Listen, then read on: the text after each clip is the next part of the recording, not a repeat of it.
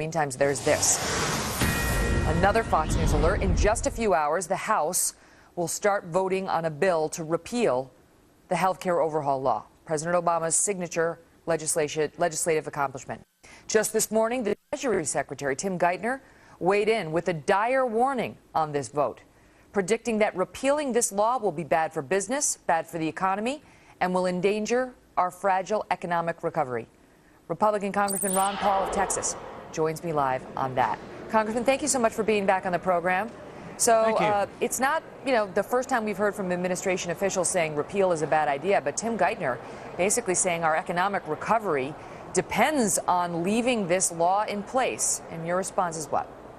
Well, I would say that he has the opposite interpretation of all the Republicans, of course, and the opposite interpretation of the people, because that's more or less why the election had such dramatic changes. It's because the people were upset with this. So they're going through this vote. Nobody expects this to make it to the president's desk and everything be repealed. But to say that it would destroy the economy, boy, that's an exaggeration. There's pretty good evidence that this is going to be devastating to the economy and devastating to the delivery of health care in this country. So I don't know where he's coming from. The Democrats keep pointing to the CBO estimate, Congressional Budget Office, which is nonpartisan, and that says that this is actually, that the health care law as is will reduce the deficit, and if you repeal it, it's going to add to the deficit.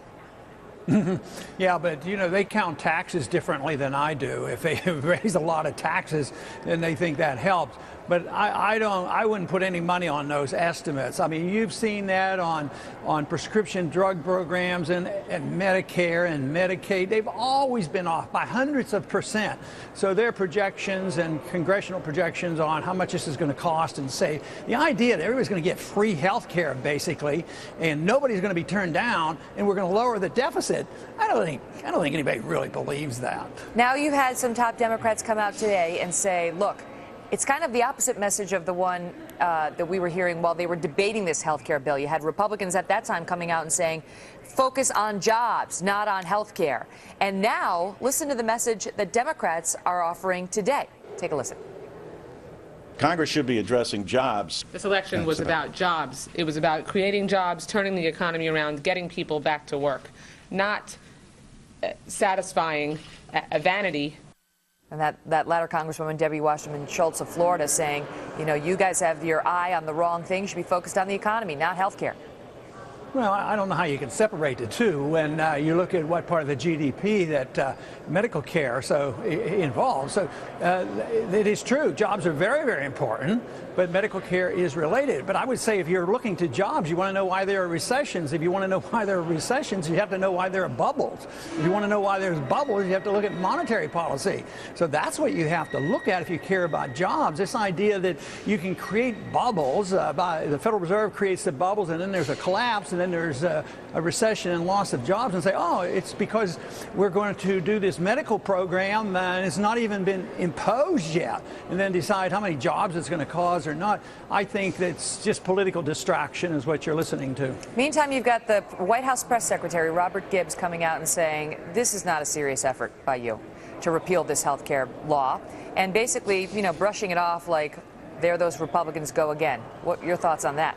Well, I think it's not a serious legislative proposal, but it's very serious what the Republicans are doing, because this was the issue. This is why the Republicans won, and this is a message to say that this is what we should have done. And yes, but we have voted on many things in the House and in the Senate at different times, and it never becomes law. But it also has an impact for the future. To me, this means that we will get rid of those needs for those 1099s, and that maybe this will lead to get rid of the mandate.